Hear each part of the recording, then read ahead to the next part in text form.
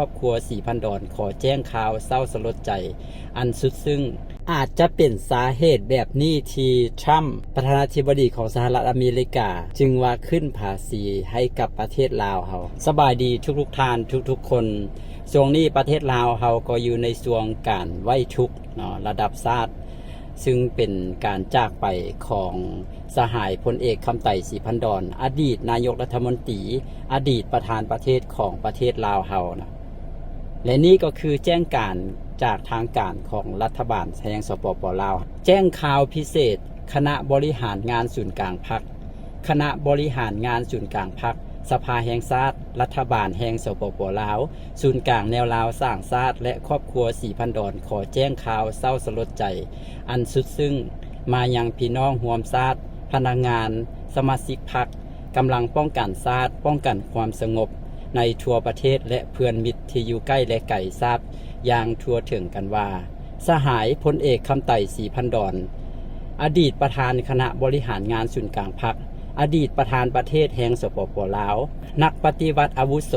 ของพรรคประชาชนปฏิวัติลาวได้ถึงแก่มรณกรรมในเวลา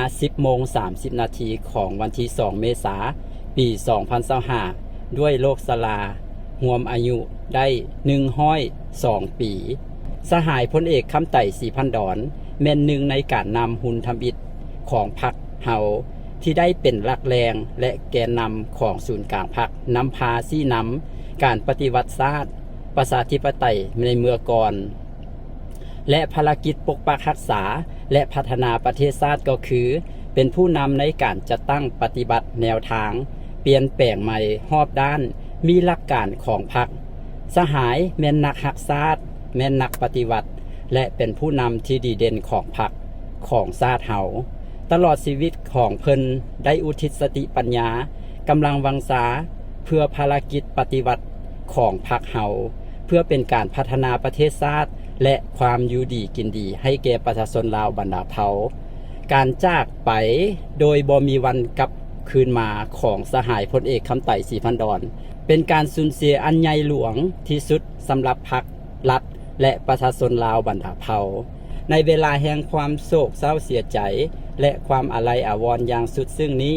ทั่วพรรคทั่วรัฐทั่วกำลังประกอบอาวุธพนักงานสมาชิกพรรคและทั่วปวงชนลาวทั้งชาติจงหันความเศร้าสลดใจและความอาลัยหักต่อสหายพลเอกคำไต่ศรีพันดอนให้กลายเป็นการกระทำตัวจริงสามัคคีกันเป็นปึกแพงแน่นหนาอ้อมข้างคณะบริหารงานศูนย์กลางพรรค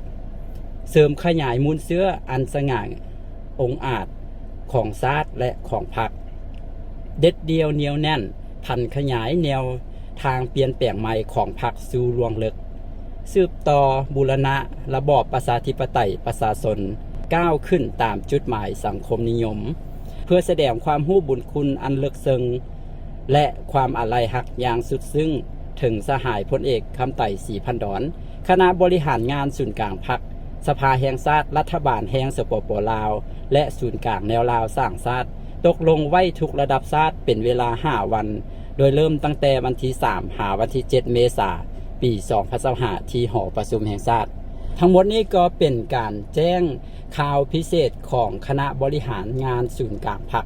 ของประเทศลาวเฮานะทุกคนก็ปตบินก็เป็นหนึ่งในประชาชนลาวที่จะร่วมไว้ทุกข์ไว้อะไรในการไว้ทุกข์ระดับชาติในครั้งนี้เนาะก็ต้องขอแสดงความเสียใจกับครอบครัวกับพี่น้องชาวลาวเฮาเนาะในการจากไปของอดีตนายกรัฐมนตรีอดีตประธานประเทศของประเทศลาวเฮาซึ่งดังที่ได้อ่านตามแจ้งการที่เพิ่นได้เว้ามานั่นก็ถือว่าเป็นหุ้นทำอิฐของนักปฏิวัติของประเทศลาวเฮานะที่เพิ่นมีอายุยืนยาวเนาะอายุเพิ่นนี้102 ปีเลยได้เนาะประวัติโดยย่อๆของพลเอกคำไต่ศรีพันดอนเพิ่นเกิดในมื้อวันที่8 เดือนกุมภาพันธ์ปี 1924ที่บ้านหัวโขงเมืองโขงแขวงจำปาสักในปี 1975 หาปี 1991 เป็นรองนายกรัฐมนตรีแล้วก็รัฐมนตรีกระทรวงป้องกันประเทศในปี 1991 หาปี 1998 เป็นนายกรัฐมนตรีแห่งสปป.ลาวในปี 1998 หาปี 2006 เป็นประธานประเทศแห่งสปป.ลาวแล้วก็เริ่มตั้งแต่ปี 2006 มานะเพิ่นก็ได้วางมือทางด้านการเมืองแล้วก็ไปใช้ชีวิตตามรูปแบบของเพิ่นนะก็ร่วมไว้ทุกไว้อะไรนำกันเด้อทุกคนตอนนี้ข่าวใหญ่ไปทั่วโลกอีกข่าวหนึ่งก็คือข่าวที่ทางสหรัฐอเมริกาประธานาธิบดีทรัมป์นะออกแจ้งการแบบออกมาประกาศเลยว่าจะเก็บภาษีสินค้านำเข้าเท่านั้นเท่านี้จังสั้นจังซี่นะโอ้โหเป็นการประกาศละลอกใหม่ที่น่าสนใจ ที่น่าสนใจที่หลายๆประเทศจะต้องแบบสะดุ้งตื่นกันบ่หลายก็น้อยเนาะทุกคน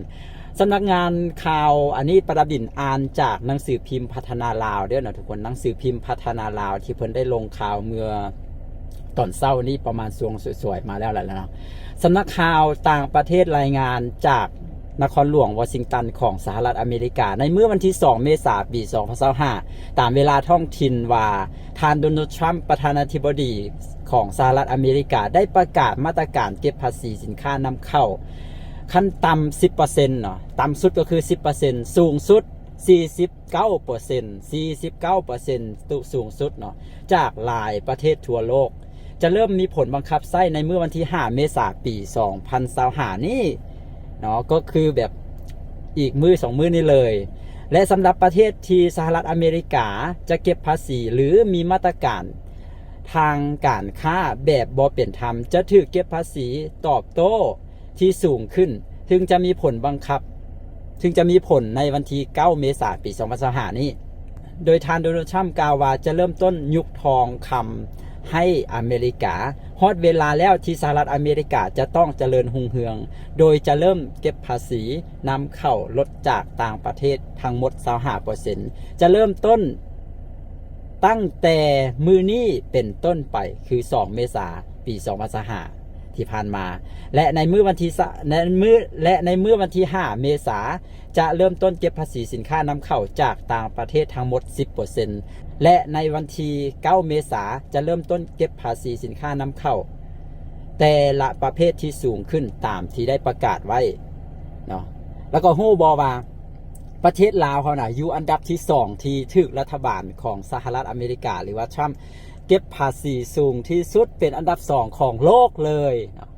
เขาควรดีใจหรือเขาควรเสียใจ เขาอาจจะบ่ได้คิดว่าลาวกับอเมริกาบ่ได้มีการค้าขายต่อกันความจริงมีการค้าขายต่อกันได้ก็มีการส่งสินค้า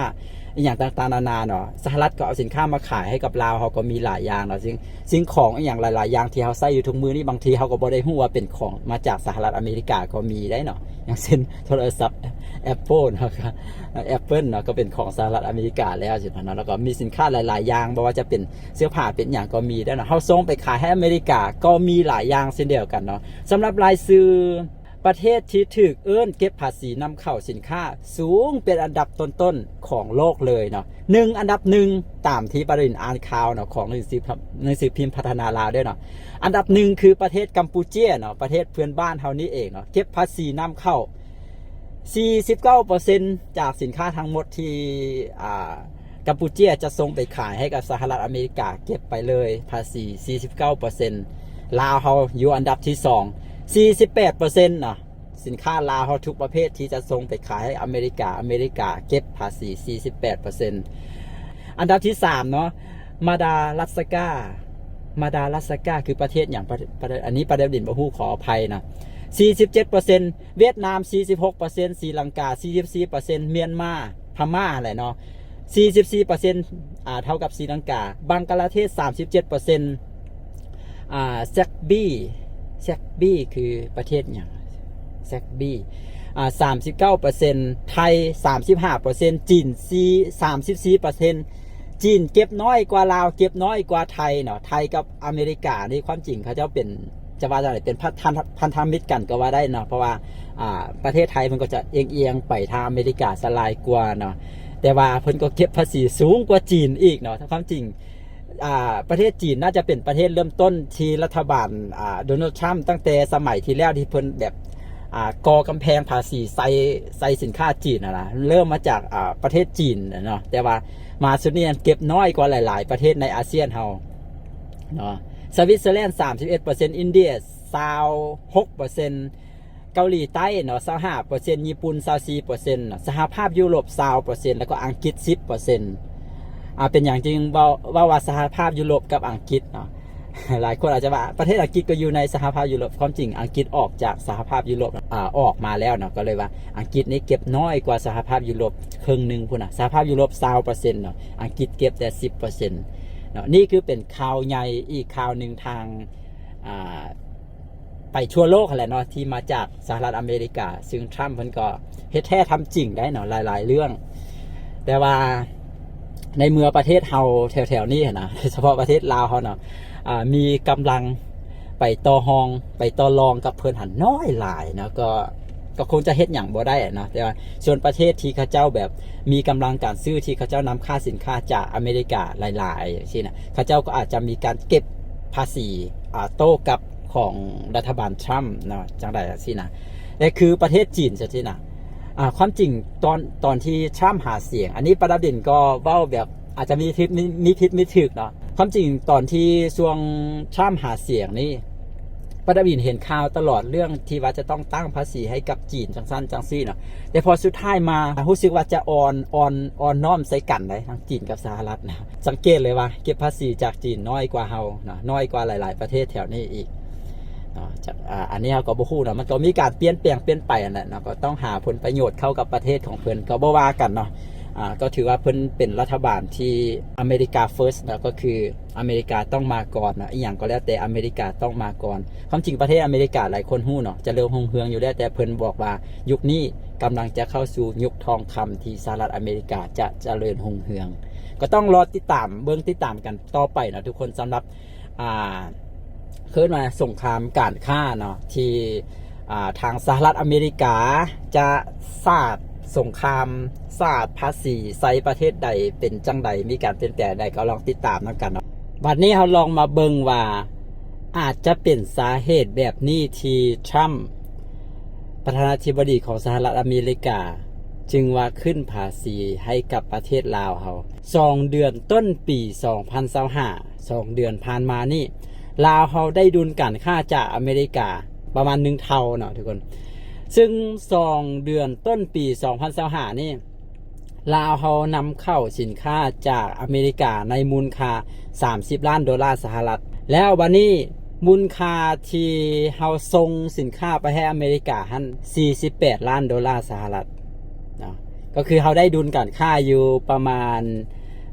84ลบออก30ยังเหลือเท่าใดก็คือเฮาได้ดุลการค้าอยู่เท่านั้นนะอาจจะเป็นสาเหตุนี้บ่ที่เฮ็ดให้ประธานาธิบดีทรัมป์สหรัฐอเมริกาขึ้นภาษีให้ลาว 48% เลยเนาะเนื่องจากว่าทรัมป์จะเบิ่งว่าถ้าเกิดว่าประเทศใดที่อเมริกาขาดดุลการค้าให้กับประเทศนั้นหลายๆนะก็จะขึ้นภาษีหนักๆใส่แต่ว่าคันสิเว้าแบบนี้ไปมันก็สิบ่ถูกที่บ่เนาะเพราะว่าสหรัฐอเมริกานี่ขาดดุลการค้าให้กับประเทศจีนนี้มหาศาลแล้วก็หลายปีติดต่อกันนำนะซึ่งการที่เขาขายสินค้าให้อเมริกา$84 ล้านใน2 เดือนที่ผ่านมาอาจจะเป็นอีกอย่างที่น้อยๆหนึ่งกับสำหรับสหรัฐอเมริกาซึ่งเขาเจ้ามีตัวเลขเศรษฐกิจนะขนาดของเศรษฐกิจของอเมริกามันใหญ่โตนะฉะนั้น$84 ล้านนี้มันน้อยเดียวนะแต่ว่าถึงจะใดก็ตามนะอาจจะเพราะว่าประเทศลาวเฮากับอเมริกาก็อาจจะบ่ได้แบบว่าคือนะความสัมพันธ์อาจจะบ่ได้แบบลึกซึ้งบ่ได้ดีขนาดนั้นนำบ่หรือจังได๋เนาะหลักๆเลยสินค้าลาวที่ส่งไปให้อเมริกานะส่งไปขายอยู่อเมริกานะก็จะมีเฟอร์นิเจอร์อุปกรณ์ไฟฟ้าและก็เครื่องนุ่งห่มเนาะประมาณนี้เนาะก็ถือว่าเฮาได้ดุลการค้าอยู่เนาะใน2 เดือนต้นปีนี้ก็เลยตอนนี้เฮามาถึกภาษีแบบนี้แต่บ่ฮู้ว่าสิเป็นจังได๋ได้เบิ่งติดตามกันต่อไปนะทุกเขาต้องได้ติดตามได้เพราะว่าตอนนี้ประเทศลาวเขาก็เปิดกว้างออกไปเพื่อรับอิทธิพลในหลายๆอย่างโดยเฉพาะเรื่องเศรษฐกิจเนาะซึ่งถ้าเกิดว่าเขาปิดประเทศแบบเกาหลีเหนือนี่เขาบ่ได้พึ่งพาปัจจัยภายนอกหลายก็อาจจะบ่ได้มีอย่างจะต้องกังวลเนาะก็อันนั้นเนาะแต่ว่าตอนนี้ประเทศลาวเขาก็เปิดเนาะเปิดรับการลงทุนเปิดการแข่งขันแล้วเนาะฉะนั้นเขาก็ต้องได้ติดตามกันเพราะว่ามันเป็นการใช้ชีวิตไปแล้วเนาะเรื่องการ ก็ต้องทำมาหากินเรื่องการทำมาค้าขายต่อกันในประเทศเขาก็มีการทำมาค้าขายคนลาวต่อคนลาวในระหว่างประเทศเขาก็มีการค้าขายระหว่างประเทศนั้นๆก็จะมีการเก็บภาษีทั้งสิ้นแน่นอนมันก็ต้องมีผลกระทบบัวทางตรงกว่าทางอ้อมให้กับเฮาให้กับสังคมเฮาเนาะทุกคนซึ่งสินค้าที่หลายๆอย่างที่เฮานำไปขายให้กับสหรัฐอเมริกาจังซี่นะซึ่งเมื่อก่อนเฮาอาจจะได้ขายหลายเฮาก็ผลิตได้หลายเฮาก็ได้เงินหลายแต่ตอนนี้เพิ่นตั้งภาษีหลายเนาะเพื่อเวลาไปขายที่อเมริกาแล้วมันก็ต้องราคาแพงขึ้นนะราคาแพงขึ้นผู้ผลิตก็อาจจะได้รับผลกระทบโดยตรงแล้วก็ผู้ที่ได้รับผลกระทบตามมาก็เป็นประชาชนของพวกเขานี่แหละเนาะก็หลังจากสินค้ามันแพงขึ้นเขาขายสินค้าได้น้อยลงหรือว่าสินค้าอาจจะบ่ได้เอาไปขายเลยเนาะก็เฮ็ดให้เฮาบ่มีเงินเฮาบ่มีเวียกเฮาตกเวียกประมาณนั้นเนาะทุกคนอันนี้ความคิดส่วนตัวก็จะประมาณนั้นแต่ความจริงมันก็มีอย่างลึกซึ้งมีอย่างที่แบบสลับซับซ้อนหั่นแหละเรื่องเศรษฐกิจเรื่องอย่างเราก็ต้องไปติดตามกันเนาะบรรยากาศแถวนี้คือคลื่นได้เดี๋ยวนี้นะเห็นบ่มีห้านเต็มไปหมดเลยเนี่ยมีห้านอย่างเต็มไปหมดเลยหลังจากที่ว่าเพิ่นมาปลูกคอนกรีตถนนเส้นนี้แล้วนะแต่เสียดายคณะเพิ่นขยายเส้นทางมันเป็นจาก4 เลนให้มันมีรถไปกลับได้อย่างสิโอ้การค้าการขายอยู่แถวนี้จะคือขึ้นหลายนะส่วนใหญ่ก็จะมีรถจักรเนาะขึ้นมาบ่มีตำรวจมาอันนั้นเราก็แล้วไปเนาะมันมีตำรวจมาก็ต้องถูกตำรวจปรับเลยมันเป็นทางขี่ลงไปอย่างเดียวเนาะถ้าเกิดว่าเพิ่นเฮ็ดเป็นเส้นทางใหญ่กว่านี้แล้วก็ให้มันรถแล่นส่วนไปมากันได้นะโอ้ก็จะคือขึ้นเลย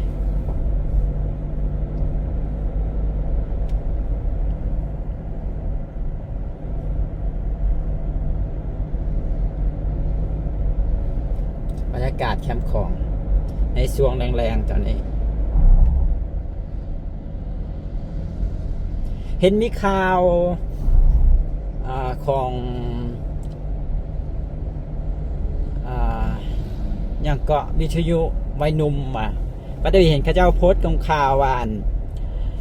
เกียมก่อสร้างขัวข้ามน้ำของอยู่ที่นครหลวงพระบางเนาะหลังจากที่ว่าทางการออกแบบนะทางการออกจากผู้ที่ออกแบบอย่างนี้แหละจากประเทศไทยเพิ่นได้ทรงแบบทรงอย่างให้ทางลาวเฮาได้ทางหลวงพระบางมาแล้วเนาะตั้งแต่ท้ายปี2024ที่ผ่านมาเนาะตอนนี้ก็อาจจะคืบหน้าได้แล้วก็การก่อสร้างขัวข้ามน้ำของอยู่ที่นครหลวงพระบางเนาะจากฝั่งนครหลวงพระบางข้ามไปฝั่งเชียงแมนหรือว่าทางเมืองจอมเพชรนะก็ได้ยินข่าวว่าวมาตั้งแต่ประดิษฐ์เคยอยู่หลวงพระบางตั้งแต่ช่วงปี2008-2009พุ่นแล้วเนาะแต่ว่ายังบ่ทันเกิดขึ้นป่านนี้เนาะก็ควรจะมีหรือได้ขัวข้ามน้ำของอยู่ที่นครหลวงพระบางอันนี้เป็นกำลังสร้างตึกเนาะทุกคนเนี่ยเดี๋ยวนครหลวงเวียงจันทร์เขาก็มีการสร้างสร้างตึกขึ้นมาเป็นจำนวนหลายในตอนนี้เนาะเพราะถึงขัวข้ามน้ำของอยู่ที่นครหลวงพระบางนะมันจะเป็นขัวถ้าเกิดว่าหลวงพระบางท่านมีขัวข้ามน้ำของอีกมันจะเป็นกลายเป็นขัวข้ามน้ำของที่อยู่ในสปป.ลาวเฮาแห่งที่3เนาะเพราะว่าแห่งที่1ท่านก็จะอยู่ทางเมืองสนคามข้ามไปหาเมืองสนคามแขวงเวียงจันทร์เนาะข้ามไปหาเมืองปากลายของแขวงสยามบุรีอันนั้นก็จะเป็นขัวข้ามน้ำของฝั่งลาวเฮาข้ามไปหาฝั่งลาวเฮาเช่นเดียวกันแล้วก็อีกแห่งหนึ่งเนาะที่มีขัวข้ามน้ำของที่อยู่ในประเทศลาวเฮาก็จะเป็นขัวข้ามเมืองปากแบงของแขวงอุดมไซข้ามไปหาเมืองเงินของแขวงสยามบุรีเนาะแขวงสยามบุรีทั้งแขวงก็คือจะอยู่อีกเบื้องหนึ่งของน้ำของเลยแล้วก็เมืองหลวงพระบางก็มีเมืองหนึ่งเนาะที่อยู่อีกเบื้องหนึ่งของน้ำของก็คือเมืองจอมเพชรแขวงหลวงพระบางนั่นเองนะเลยเมืองจอมเพชรไปก็จึงจะไปสู่แขวงสยามนั่นเองก็ถ้าเกิดว่าการก่อสร้างขัวข้ามน้ำของอยู่ที่นครหลวงพระบางประสบความสำเร็จมีการก่อสร้างแท้ๆก็จะมีหลายๆอย่างที่ดีเนาะจะคิดให้หลายๆอย่างดีโดยเฉพาะการสัญจรไปมาหาสู่กันของพ่อแม่พี่น้องประชาชน2ฝากน้ำของอยู่แถวนั้นนั่นแหละแล้วก็มันจะเป็นทางเชื่อมต่อระหว่างด่านห้วยโกนของประเทศไทยเนาะมาที่ด่านเมืองเงินทางของทางลาวเฮาขนาดเนาะก็จะ เป็นเส้นทางเส้นทางซื้อว่าเส้นทางอย่างก็หมายเลขบี้ปะอย่างก็นี่แหละที่เป็นเส้นทางมาจากผู้ไหนมาจากเมืองเงินผ่านทางเมืองหงสาของแขวงสัญญาบุรีแล้วก็มาที่เมืองจอมเพชรของแขวงหลวงพระบางทุกมื้อนี้เราก็เดินทางไปมาหาสู่กันได้เนาะเส้นทางดีเส้นทางงามได้วิวงามแต่ว่าเขาจะต้องได้ข้ามเฮือบักอยู่ที่ท่าเฮือเมเนาะที่นครหลวงพระบางนะแล้วข้ามท่าบักอยู่หั่นแล้วก็ไปเลยเนาะขับรถไปผ่านเมืองหงสาผ่านเมืองเงินไปก็ไปสู่ประเทศไทยซึ่งเป็นด่านประเทศไทยที่มาหลวงพระบางใกล้ที่สุดแล้วนะด่านท่านถ้าเกิดว่าเพิ่นมีการก่อสร้างขัวอย่างต่างๆนะก็อาจจะเฮ็ดให้รถบรรทุกแลนเส้นนั้นได้เพราะว่าทุกมื้อนี้รถบรรทุกหนักนี่บ่ได้แลนเพราะว่าด้วยที่มาแล้วจะต้องได้ข้ามเฮือบักแล้วเฮือบักก็อาจจะบ่อำนวยในการที่จะรับน้ำหนักของรถบรรทุกจำนวนที่มีน้ำหนักหลายหรือว่ารถบรรทุกที่มีขนาดยาวนะถ้าเกิดมีขัวแล้วก็อาจจะมีรถบรรทุกเที่ยวเส้นนั้นนะแต่ว่าพอมีขัวแล้วรถบรรทุกเที่ยวแล้วก็เส้นทางอาจจะต้องได้อัปเกรดบ่หรือว่าเส้นทางเพิ่นได้เฮ็ดให้ห้องรับความหลายของน้ำหนักอยู่แล้วนะอันนี้ก็บ่แน่ใจคือกันก็ขับรถเลาะมาเนาะทุกคนเลาะมาที่แคมป์ของว่าสิมายางลิ่นหน่อยนึงเบิ่งดอกคูณเพิ่นบานต้อนรับปีใหม่ลาวนะว้าโถดอกคูณเพิ่นบานต้อนรับปีใหม่ลาวเฮาปีนี้ดอกเรืองอำรามเต็มต้นเลยหมดเลยงามนะนี่ประเทศญี่ปุ่นมีดอกซากุระประเทศลาวมีดอกคูณเด้อมีดอกคูณนี่ปลูกเรียบใส่ตามเส้นทางยาวไปนี่โอ้คักสุด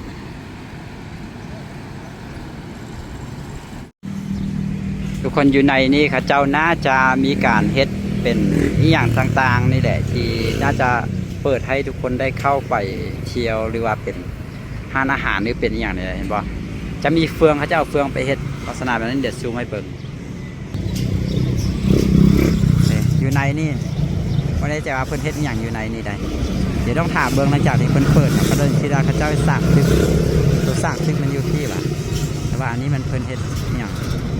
ต้องถามเบิ่งกันเนาะหลังจากที่เพิ่นมีการเปิดให้คนได้เข้าไปแล้วมันอย่างอยู่ในนี่วันนี้นะวันโรงแรมอามารีนี่นะ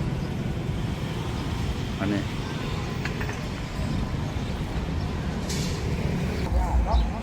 นี่เป็นการลด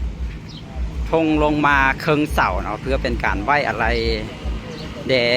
สหายพลเอกคำไต่ศรีพันดอนเนาะที่ประดิษฐ์ได้อ่านแจ้งการในตอนต้นของวิดีโอนะอันนี้ก็เป็นการลดธงชาติลงธงชาติธงพักนะธงชาติธงพักลดลงมาครึ่งเสาแบบนี้นี่บรรยากาศแถวแคมป์ของเนาะในช่วงที่คนยังมาบ่ทันหลายเชื่อนะยังแดดยังแห้งอยู่ก็บรรยากาศก็ประมาณนี้เขาจะมีการก่อสร้างอย่างโฮโยพุ่นเดี๋ยวประเด็นจบวิดีโอนี้ไว้แต่เพียงเท่านี้เด้อขอขอบใจทุกคนที่เข้ามาเบิ่งเนาะนี่คือบรรยากาศแถวแคมป์ของแล้วก็ในวิดีโอนี้ป้าดาวินก็ได้เว้าเกี่ยวกับการไว้อะไรกันจากไปของพระนาถานพลเอกคำไต่ศรีพันดอนแล้วก็ได้เว้าเกี่ยวกับทางสหรัฐอเมริกาที่เพิ่นประกาศภาษีการค้าเนาะใส่กับประเทศต่างๆเดี๋ยวจบวิดีโอนี้ไว้แต่เพียงเท่านี้ขอขอบใจทุกคนที่เข้ามาเบิ่งมีอย่างผิดพลาดประการใดก็ต้องขอโทษขออภัยเด้อสบายดี